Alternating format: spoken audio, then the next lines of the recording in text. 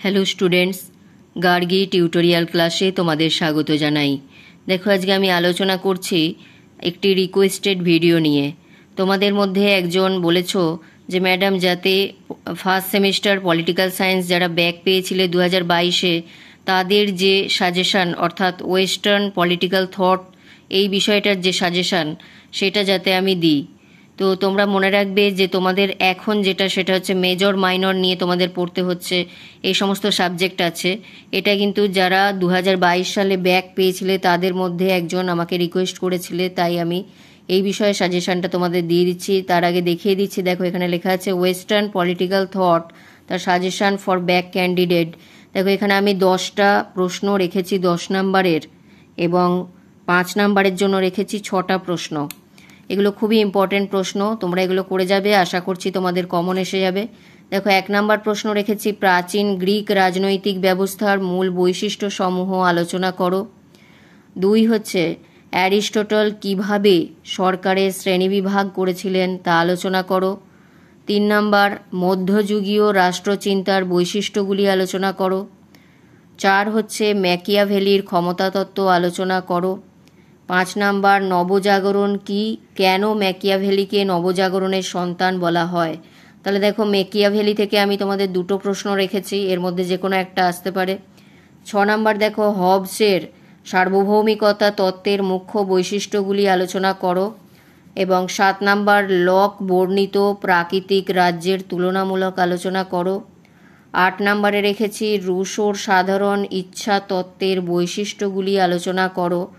9 number জন লকের স্বাভাবিক অধিকারের তত্ত্বটি আলোচনা করো। তাহলে লক থেকে 2টো এবং ম্যাকিয়াভেলি থেকে 2টো। দেখে নাও এখানে ম্যাকিয়াভেলি থেকে ক্ষমতাতত্ত্ব দিয়েছি এবং ম্যাকিয়াভেলি থেকে যে নবজাগরণের সন্তান বলা হয় তাকে, সেটা দিয়েছি। এবং এখানে লক থেকে দেখো লকের বর্ণিত যে প্রাকৃতিক রাজ্যের তুলনামূলক আলোচনা করো এবং স্বাভাবিক অধিকারের তত্ত্বটি আলোচনা করো। দুটোর মধ্যে যে কোনো একটা আসতে পারে।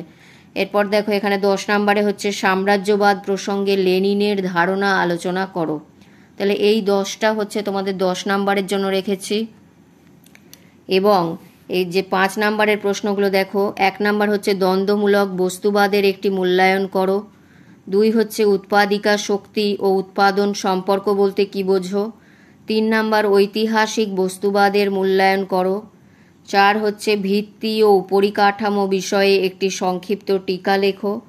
এবং 5 নাম্বার হচ্ছে মার্ক্সবাদে বিপ্লব বলতে কী বোঝায়। এবং 6 নাম্বার হচ্ছে স্বাধীনতা সম্পর্কে মিলের ধারণাটি আলোচনা করো। তাহলে এই 6টা প্রশ্ন হচ্ছে তোমাদের 5 নাম্বারের জন্য দিয়েছি। এটা কিন্তু তোমাদের 10এও আসতে পারে, আবার 5এও আসতে পারে, যে স্বাধীনতা সম্পর্কে মিলের ধারণাটি। এটা একটু বড় করে করে রেখো এবং এগুলো 5 নাম্বারের মতো করলেই হবে। তো এই হচ্ছে তোমাদের সাজেশান। চলো আরেকবার দেখিয়ে দিচ্ছি, বারবার বলে দিচ্ছি, খেয়াল রাখবে যে যারা ব্যাক ক্যান্ডিডেট, অর্থাৎ তোমাদের যারা নিউ এনইপি নিয়ে পড়ছো, এখন যারা পড়ছো তাদের জন্য নয়। এটা 2022 সালের কেউ একজন আমাকে রিকোয়েস্ট করেছিলে, যে আমি তার নামটা বলছি না, তোমাদের মধ্যে একজন রিকোয়েস্ট করেছিলে যে যাতে ওয়েস্টার্ন পলিটিক্যাল থট এই বিষয়টাতে সাজেশান দিই, তাই আমি এই সাজেশানটি তৈরি করে তোমাদের দিয়ে দিলাম। তোমাদের যারা আরও আছো তাদের জন্য এটা হেল্প হবে, এবং এই সমস্ত প্রশ্নগুলো করে গেলেই আশা করছি তোমরা কমন পেয়ে যাবে। তাহলে এই বলে ভিডিওটি শেষ করলাম। যদি ভিডিওটি গুরুত্বপূর্ণ মনে হয় তাহলে একটি লাইক করে দিও, চ্যানেলে নতুন হলে সাবস্ক্রাইব করে নিও এবং বন্ধুদের মধ্যে অনেক অনেক শেয়ার করে দিও। দেখা হচ্ছে পরবর্তী ভিডিওতে।